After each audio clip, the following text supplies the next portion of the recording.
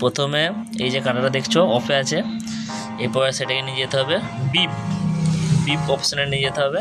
এই যে আমি বিপে করে দিয়েছি।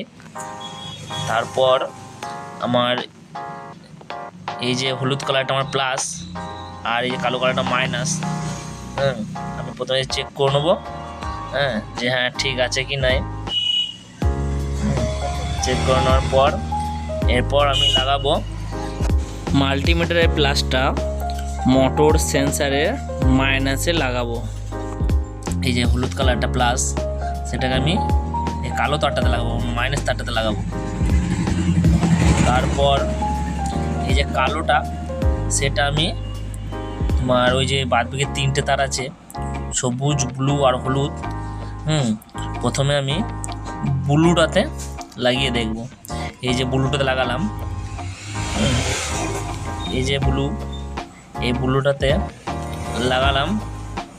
এই যে এরপর মাল্টিমিটার শো করছে 676। তার মানে এই ব্লু কালার সেন্সারটা ঠিক আছে। এরপর চেক করবো সবুজটাতে, এই সবুজটাতে লাগালাম। এই যে 676 আবার দেখাচ্ছে, মানে এই সেন্সারটাও ঠিক আছে। তারপর এই দেখাবো হলুদে লাগালাম। লাগানোর পর এই দেখেছি একটু লুজ কানেকশান হয়ে যাচ্ছে, ভালো করে লাগাতে হবে।